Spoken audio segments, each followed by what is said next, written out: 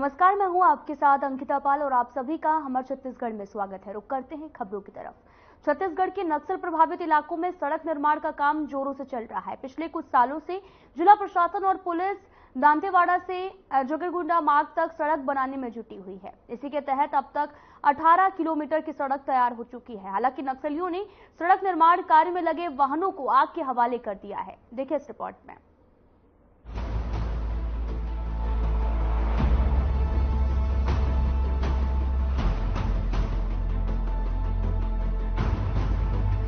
दंतेवाड़ा जिले के घोर नक्सली क्षेत्र में मड़का मिराज से दोकापारा में सड़क निर्माण कार्य हुआ तो है, लेकिन पूरी तरह से बेकार। बता दें कि मड़का मिराज से दोकापारा ग्राम पंचायत में 3 दिन पहले से सड़क डामरीकरण निर्माण कार्य प्रारंभ हुआ है। ये क्षेत्र पूरी तरह से घोर नक्सली क्षेत्र कहलाता है। इस क्षेत्र में 2 साल पहले सीआरपीएफ कैंप स्थापित किया गया, जिसके बाद से इस क्षेत्र में थोड़ी सी नक्सलियों की गतिविधियां कम देखी जाती हैं।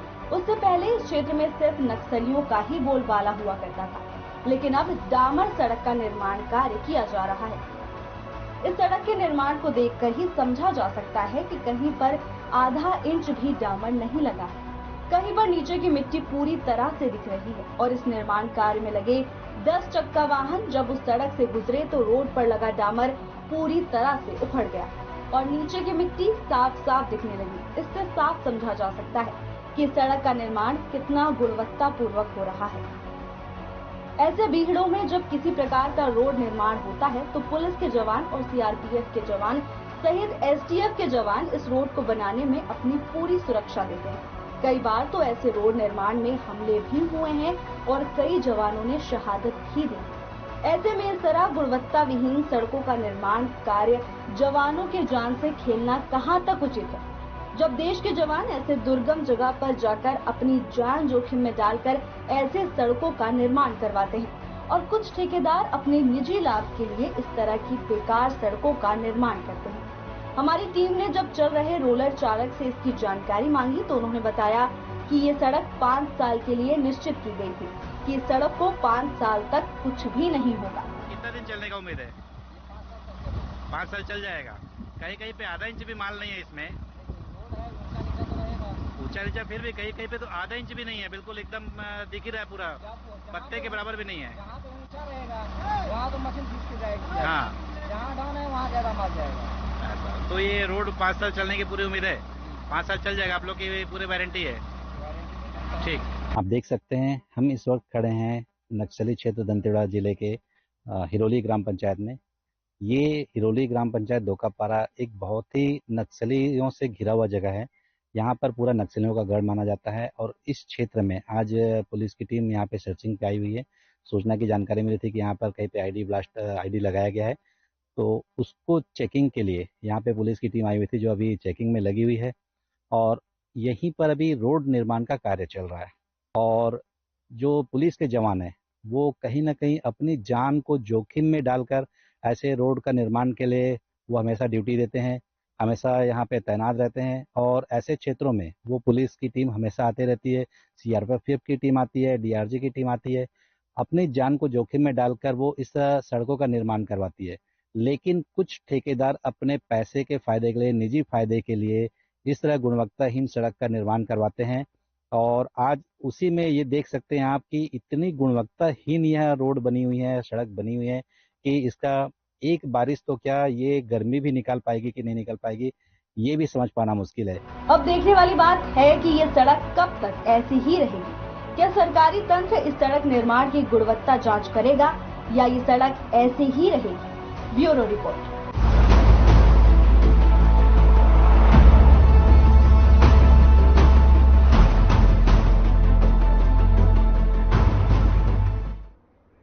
फिलहाल यहाँ रुकते हैं एक छोटे से ब्रेक के लिए।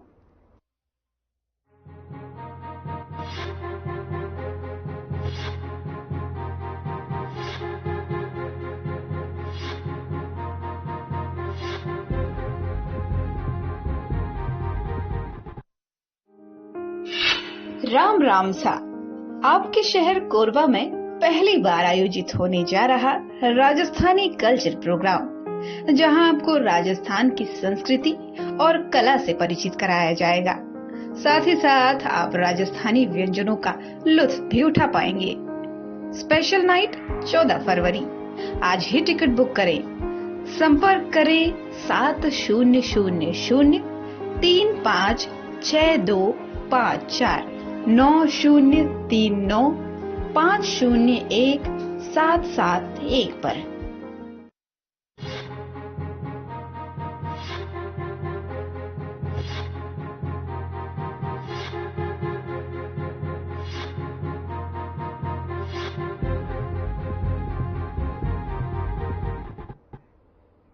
ब्रेक के बाद स्वागत है आप सभी का। रुख करते हैं खबरों की तरफ। अखिल भारतीय प्रचार प्रमुख, विश्व हिंदू परिषद, केंद्रीय सह संगठन मंत्री, राष्ट्रीय प्रवक्ता, विहिप और संपादक, हिंदू विश्व एवं संस्थापक भारतीय धरोहर विजय शंकर तिवारी राम मंदिर का बढ़ता यश और विषय पर आज पत्रकारों से चर्चा करेंगे। विजय शंकर तिवारी ने कहा कि राम मंदिर निर्माण के पश्चात पूरे देश में एक सात्विक माहौल है और ऐसे में उत्तराखंड के हल्द्वानी में सांप्रदायिक ताकतों ने जो किया है उसे समझना होगा। राम मंदिर निर्माण के पश्चात ही किसानों द्वारा किया जा रहा धरना प्रदर्शन भी उसी परिप्रेक्ष्य में देखना चाहिए।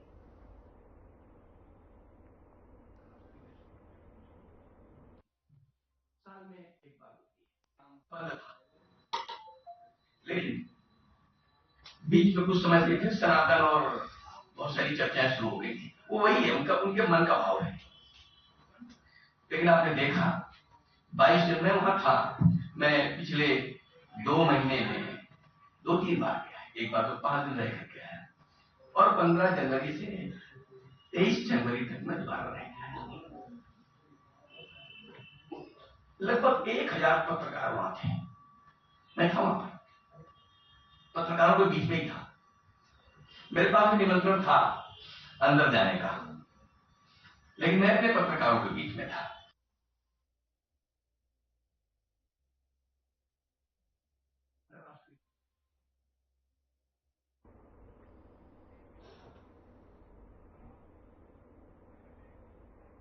बिलासपुर में शनिवार को ईदगाह चौक स्थित डीपी चौबे प्रेस ट्रस्ट भवन में आपको बता दें कि लाइब्रेरी का लोकार्पण किया गया। इस मौके पर कलेक्टर अवनीश शरण मौजूद रहे। उन्होंने कहा कि ब्लड और पुस्तक डोनेट करना लोगों दोनों का ही एक समान है और इस जरूरतमंद को ब्लड देकर उसकी जो जान है वो बचा सकते हैं। उसी प्रकार से पुस्तक बांटकर हम ज्ञान बांट सकते हैं। उन्होंने ये भी कहा कि पत्रकार को हमेशा निर्भीक होना चाहिए, निष्पक्ष नहीं। उन्होंने ये भी कहा कि जब एक पत्रकार समाज के अंतिम व्यक्ति को सामने रखकर खबर लिखता है तो उसे न्याय मिलती है और साथ ही तो वहीं खुशी भी होती है। उन्होंने बिलासपुर प्रेस क्लब के कार्यों की सराहना की है और लाइब्रेरी को बढ़ाने के लिए हर संभव मदद देने की बात भी कही है। कार्यक्रम की अति विशिष्ट अतिथि प्रभारी एसपी अर्चना झा ने भी कहा कि पत्रकार देश का चौथा स्तंभ है और जिसे आप लोगों ने साक्ष्य किया है। आज यहां पर लाइब्रेरी सहित ई लाइब्रेरी का लोकार्पण किया जा रहा है, जिससे निश्चित ही लोगों को कुछ सीखने को मिलेगा। कार्यक्रम में सभी अतिथियों का आभार भी व्यक्त करते हुए बिलासपुर प्रेस क्लब के अध्यक्ष इरशाद अली ने कहा कि आप सभी के सहयोग से ये संभव हुआ है, जिसका श्रेय हमारे जिले के एसएसपी को जाता है जो अब राजधानी में अपनी सेवाएं दे रहे हैं। कार्यक्रम में प्रेस क्लब के उपाध्यक्ष संजीव पांडे, सचिव दिलीप यादव सहित ट्रस्ट सदस्य और बड़ी संख्या में पत्रकार उपस्थित रहे।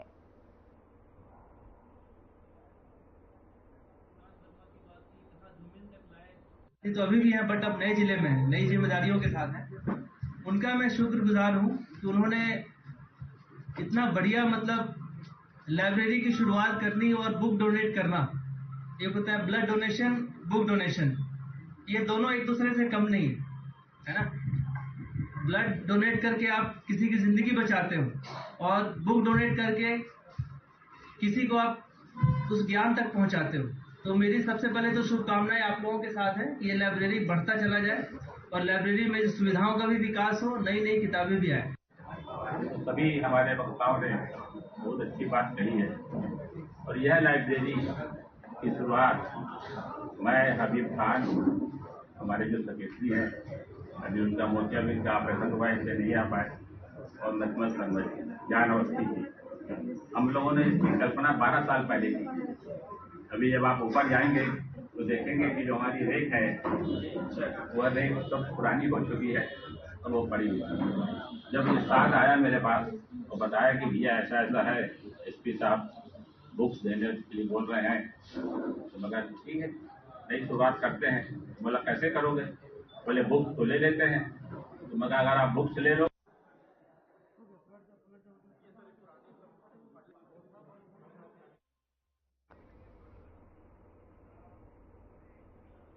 फिलहाल यहाँ रुकते हैं एक छोटे से ब्रेक के लिए।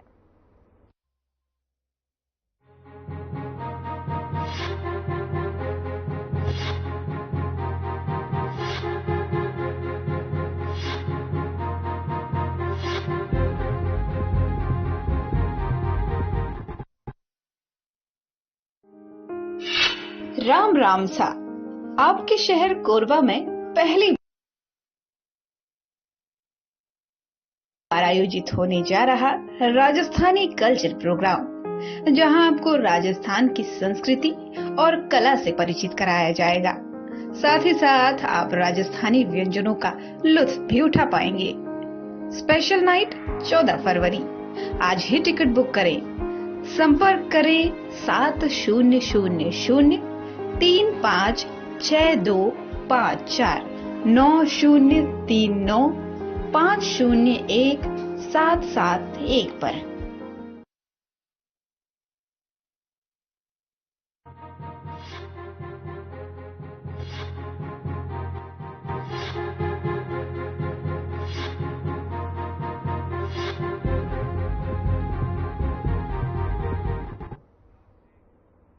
के बाद स्वागत है आप सभी का। रुख करते हैं खबरों की तरफ। राहुल गांधी की न्याय यात्रा रविवार को रायगढ़ के महात्मा गांधी चौक से शुरू हुई। इस न्याय यात्रा में राहुल गांधी ने रोड शो के जरिए जनता का अभिवादन किया। उन्होंने रायगढ़ से खरसिया विधानसभा में एंट्री की है और इससे पहले वे अपने निर्धारित समय से करीब 4 घंटे लेट दिल्ली से जिंदल हवाई पट्टी एयरपोर्ट पहुंचे और वहां से सीधे रायगढ़ शहर के महात्मा गांधी चौक पहुंचे हैं।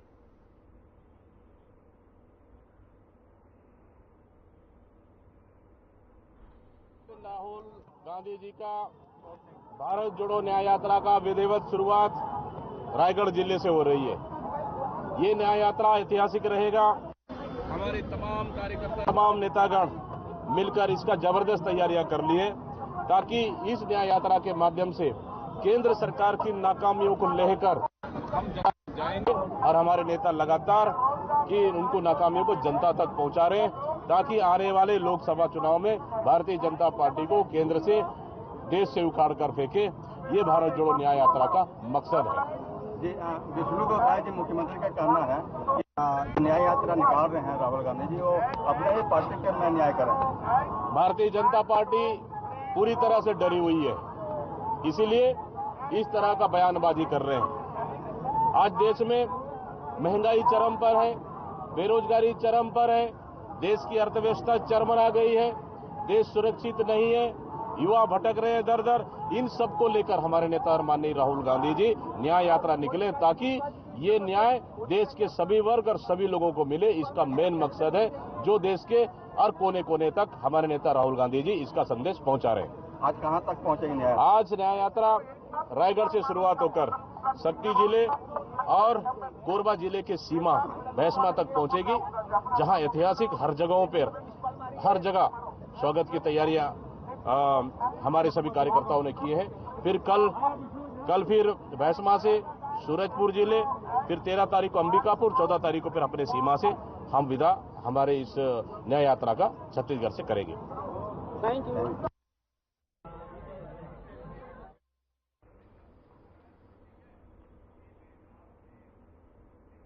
खबर नारायणपुर से है, जहां पर भूमकाल दिवस के अवसर पर जगह जगह पर आदिवासियों ने गुंडाधुर को याद किया है। गुंडाधुर वर्तमान छत्तीसगढ़ के बस्तर जिले के जगदलपुर तहसील के नेतनार गांव के एक आदिवासी नेता थे।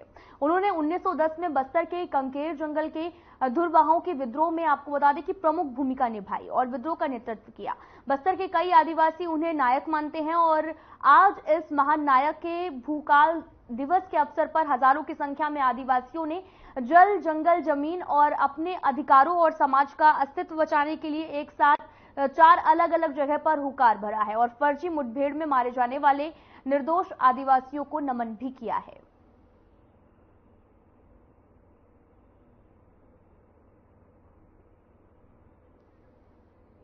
मेरा नाम असरम सलाम है और मड़हनर जन आंदोलन 1 साल 3 माह होते जा रहा है। मड़हनर जन आंदोलन होते 12 जनवरी 2023 को शुरू हुई है और आज हम लोग मड़हनार में जो गिद्धू में 10 फरवरी 1910 में भूमकाल लड़ाई विद्रोह हुई थी, उस लड़ाई दिवस को हम याद कर रहे हैं। इस आंदोलन में अभी लगभग गांव 25 के आसपास है और जनसंख्या अभी तो 1000 से ऊपर है। इस भूमकाल दिवस के दौरान कितने गांव के लोग यहाँ शामिल हुए हैं? लगभग 25 गांव के हैं और लगभग जनसंख्या बोलने से 1000 के हैं। हाल में ही अबूझमाड़ के ग्राम गुमागाल में हुई मुठभेड़ में 2 ग्रामीणों को मौत हो जाती है, तो उस पर आप क्या विचार, क्या कहना चाहेंगे? इसमें मैं विरोध कर रहा हूँ। ऐसे ही घटना नहीं है। जो ग्रामीण 4 लोग जा रहे थे कि उसमें उन लोग जंगल साइड सल्फी काट रहे थे, तो जंगल वही सल्फी पीने जा रहे थे। उस समय रास्ते में पुलिस वाले गात लगाकर बैठे हुए थे, तो इनको पता नहीं चला कि जो पुलिस लोग है, तो इन लोग के ऊपर अंधाधुंध फायरिंग करने के पर 2 ग्रामीण हत्या हुई, 2 ग्रामीण के घायल हो गए। मेरा नाम मनाजी खुरम। इस भूमकाल दिवस के अवसर पर आप लोग द्वारा क्या तैयारी की गई है? ये जो पहले लड़ी हुई हो, वो जो शहीद गुंडादुर शहीद का दिवस मना रहे हैं, जो 1910 में विद्रोह हुआ था, उससे तौर पर मना रहे हैं। भूमकाल दिवस के दौरान कितने गांव के यहाँ ग्रामीण उपस्थित हुए हैं? यहाँ लगभग 28 गांव के ग्रामीण उपस्थित हुए हैं।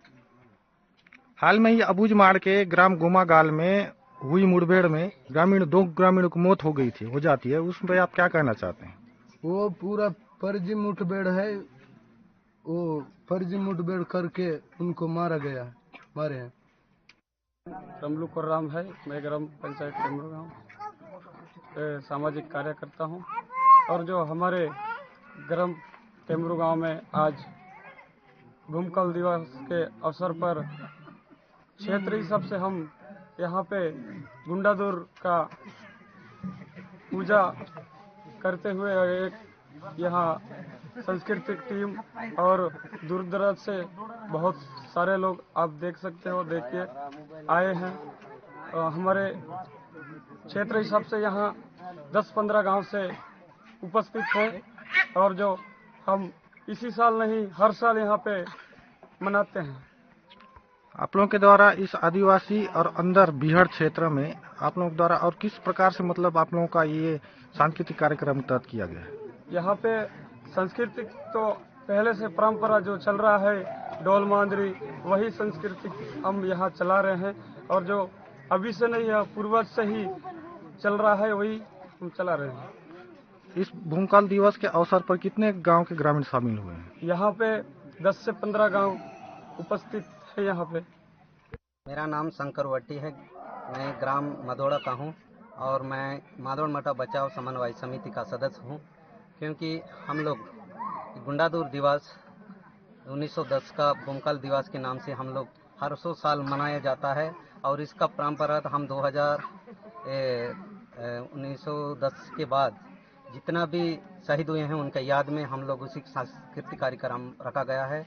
और इसका मूल उद्देश्य हमारा रखना यही कि हमारा जल जंगल जमीन को बचाए के रखने के लिए हम ये मेन उद्देश्य के साथ हम यहाँ संस्कृति रखा जाता है। और आदिवासी और सर्व समाज के लोग हम बैठते हैं और यहाँ का रीति रिवाज और बाजा गाजा के साथ और यहाँ के परंपरागत नाचा गाना के साथ हम मनाया जाता है।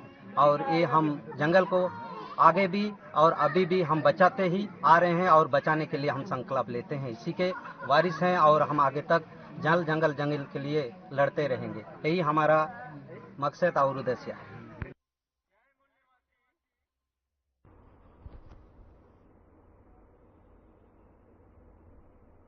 फिलहाल यहाँ रुकते हैं एक छोटे से ब्रेक के लिए।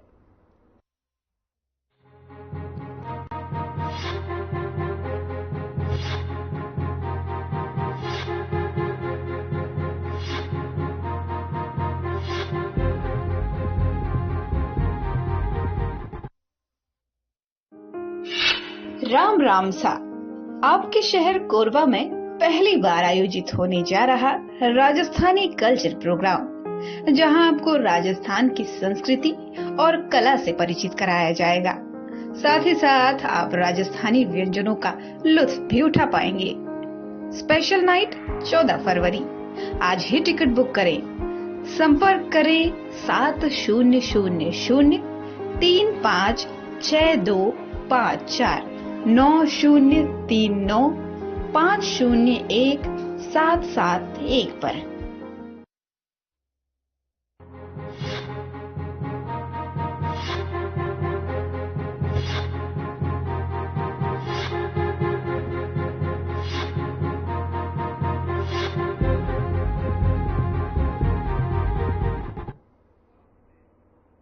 ब्रेक के बाद स्वागत है आप सभी का। रुक करते हैं खबरों की तरफ। बस्तर रेंज आईजीपी सुंदरराज द्वारा शहर के क्रीड़ा परिसर में आपको बता दें कि संभाग स्तरीय 2 दिवसीय खेल प्रतियोगिता का आयोजन किया जा रहा है, जिसमें कबड्डी, तीरंदाजी, दौड़, फुटबॉल जैसे अन्य खेल भी शामिल है। प्रतियोगिता में शामिल होने बस्तर संभाग के सैकड़ों प्रतिभागी भी आए हुए हैं और मामले पर जगदलपुर नगर पुलिस अधीक्षक विकास कुमार ने भी बताया कि बस्तर आईजी के नेतृत्व में यह प्रतियोगिता की जा रही है और इस प्रतियोगिता से उभरने वाले खिलाड़ी निश्चित ही एक बेहतर भविष्य बनाने में कामयाब होंगे। बाहर जिले से आए प्रतियोगियों के लिए भी ठहरने और खाने पीने की व्यवस्था भी की गई है। आपको बता दें कि खबर जगदलपुर से है, जहां पर खेल प्रतियोगिता का आयोजन किया गया। सैकड़ों प्रतिभागी भी इस खेल में शामिल हुए हैं और प्रतियोगिता के लिए भी पूरी व्यवस्था की गई है। आप तस्वीरें भी देख सकते हैं, यहां पर फुटबॉल हो, कबड्डी हो या फिर कई तरीके के जो तीरंदाजी के गेम हैं उनकी प्रतियोगिता भी कराई गई। प्रतियोगिता के लिए कई तरह की व्यवस्था भी की गई है। खेल प्रतियोगिता का भी आयोजन किया गया, जहां पर तमाम छात्र पहुंचे हैं और सैकड़ों प्रतिभागी जो शामिल होने के लिए पहुंचे हैं उन्हें पूरी तरीके से सुविधाएं भी दी जा रही है। प्रतियोगिताओं के लिए खाने पीने की व्यवस्था की गई है, रहने की व्यवस्था की गई है और साथ ही खेल प्रतियोगिता का आयोजन भी किया जा रहा है, जहां पर सैकड़ों की संख्या में छात्र छात्राएं जो हैं वो शामिल होने के लिए पहुंची हैं। आप तस्वीरें भी देख सकते हैं, यहाँ पर कबड्डी और साथ ही तीरंदाजी हो या फिर कोई भी गेम हो उसकी प्रतियोगिता के लिए व्यवस्था की गई है।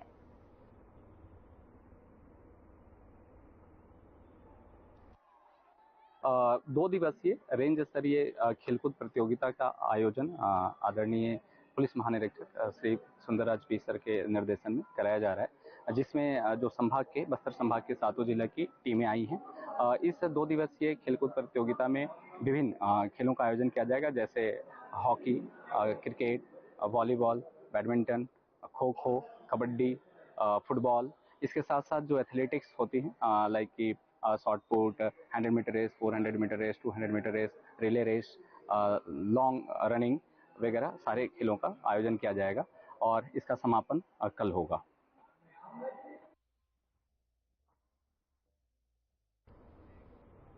फिलहाल इस वीडियो में इतना ही। नमस्कार।